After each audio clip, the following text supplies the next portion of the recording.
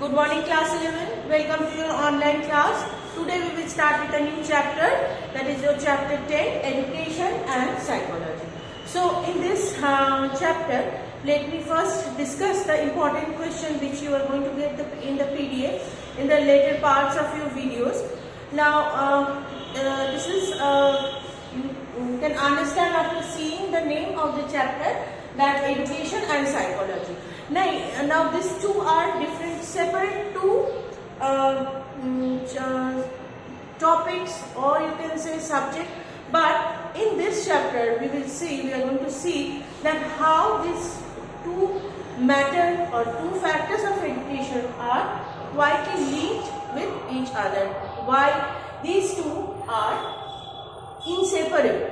Now what is education? We all know that education is basically an all-round development.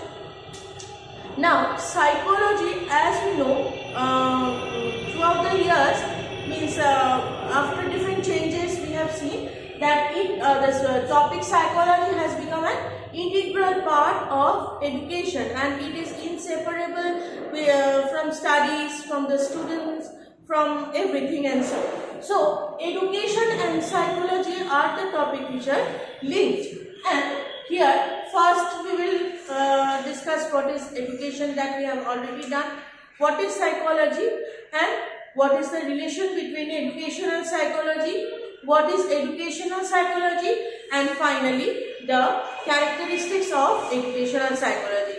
So 5 to 6 questions are there. First one is what is education and what is psychology, what is educational psychology, number 3. What are the characteristics of educational psychology, 4, and what is the basic relation between education and psychology. Now, before we go through other details, we have already known about education. The topic it is all about all-round development of individual, which means it's physical, social, moral, all sphere development. Now, the word psychology, it has come from two Latin words. One is psycho and another one is logos. Means it is the study of mind. Now, in the previous years, in the previous days, ancient times, the word psychology was not at all a part of educational matter, or it was not considered as a part of entire education system.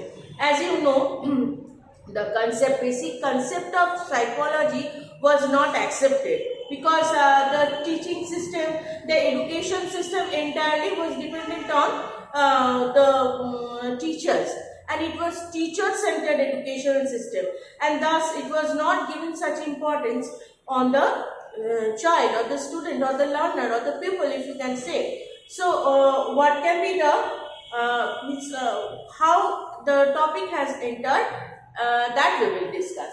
Now, in the previous days, in the previous times, philosophers used to think that whatever it may be, the psychology of the student, but the teachers were the source of education, and in the revolutions change.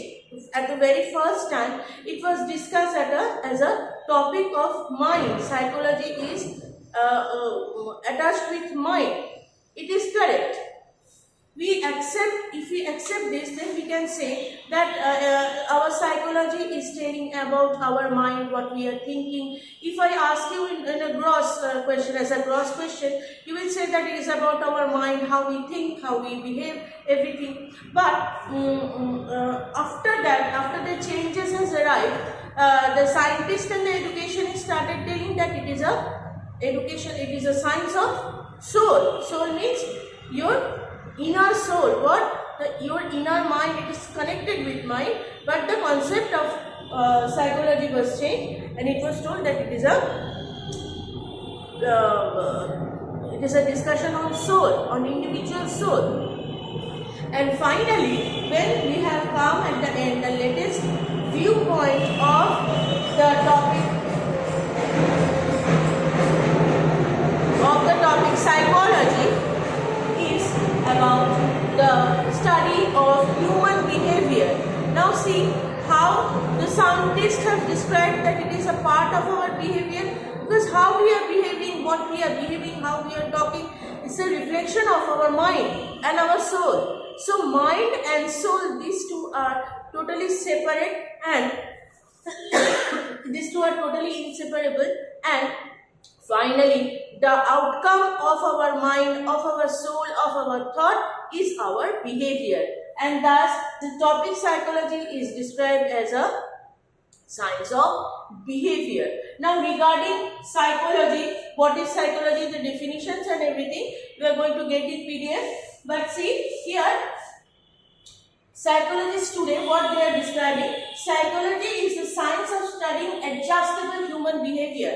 So when I am telling the term adjustable human behavior, means what? There is a continuous adjustment with the environment, with the behavior of the individual, because the way, in the place where we are placed, we are reacting in the same way, isn't it? The way we are talking, the way we are saying, it's the reflection of our mind, of our soul, of our behavior, isn't it? So it is the person who is standing opposite to you is seeing your behavior, is seeing your attitude, your way of talking, everything, and that is your psychology, because that is playing inside your mind. So psychology is a science of behavior. So psychologists today, they are telling that it's a study of science. We all know that whatever in our environment, in our world is going on, it is due to science.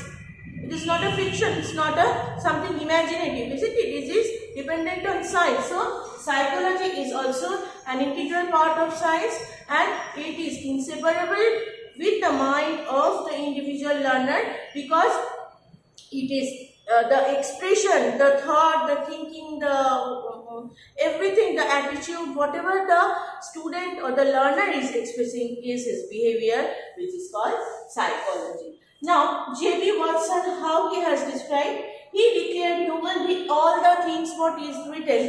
It is everything you will get in your book page number 160. I will give you the PDF as well. You are going to get everything from that as well as from the book. J.B. Watson declared human behavior as a subject matter of psychology. It is termed as a behaviorism. So what is behaviorism?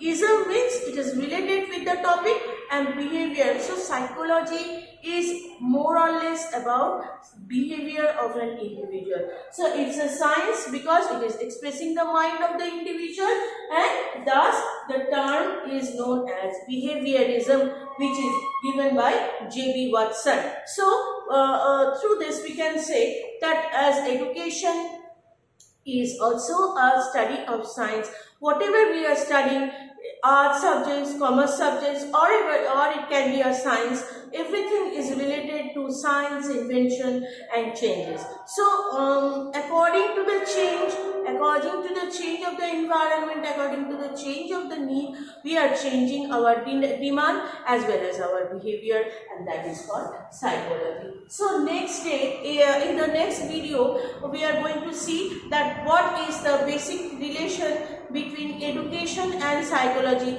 means why we have connected these two topics together to form a topic called educational psychology. Basically, whatever education we are getting, it is based on educational psychology, because here the term educational psychology, you can understand the psychology of the individual learner is highly connected with the education of or receiving the education, the process. It is highly dependent on the behavior of the individual. Thank you so much. We will continue the next part in the second video. Thank you.